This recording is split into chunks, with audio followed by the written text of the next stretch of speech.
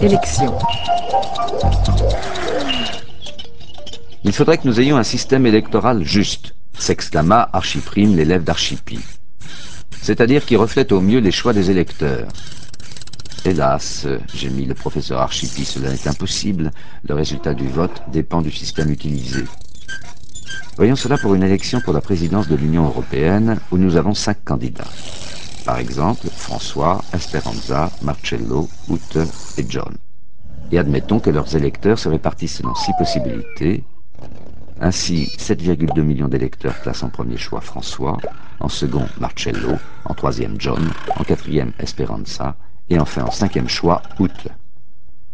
4,8 millions d'électeurs placent au premier rang Ute, en deuxième rang John, etc., comme sur le tableau. Notre premier système électoral, continua Archipie, est une élection à un tour. Chaque électeur vote pour son premier choix. François est élu avec 7,2 millions de voix. Ce n'est pas un système juste, s'exclama Archiprime, car 14,8 millions de personnes lui préféraient un autre candidat.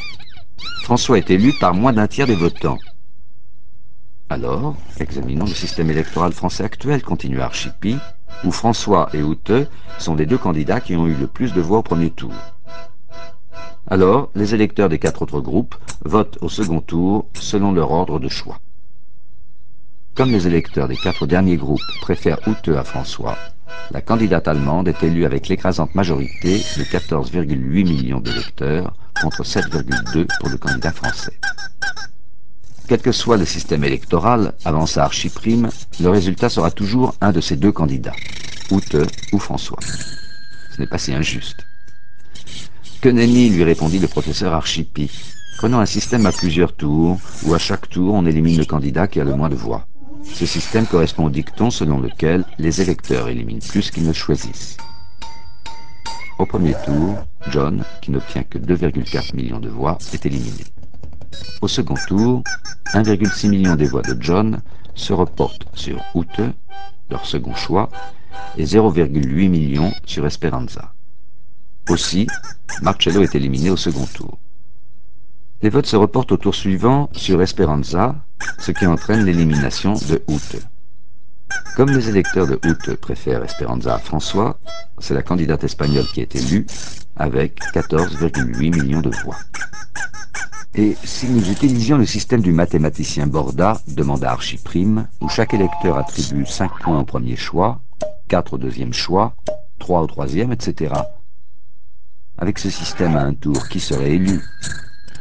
Faisons les comptes, répondit Archipie.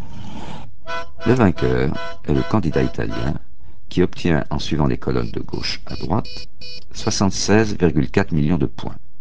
7,2 multiplié par 4, plus 4,8 multiplié par 3, plus 4 multiplié par 2, plus 3,6 multiplié par 5, plus 1,6 multiplié par 3, plus 0,8 multiplié par 3, égale 76,4 millions. C'est exact, j'ai fait les comptes pour les autres qui obtiennent moins de points.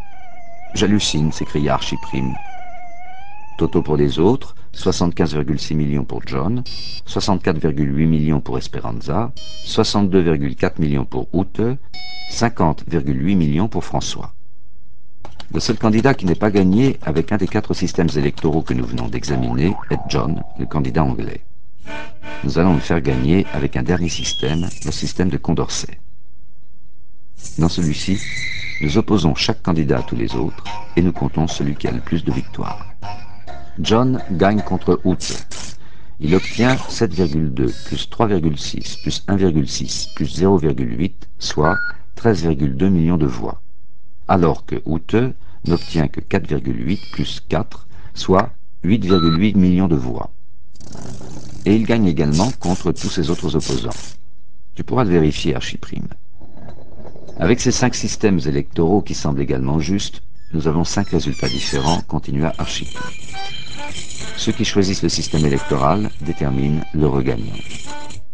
C'est sur des considérations de cet ordre que Kenneth Arrow, prix Nobel d'économie en 1972, prouva qu'il n'y avait pas de système électoral qui soit juste. La démocratie parfaite est un rêve impossible.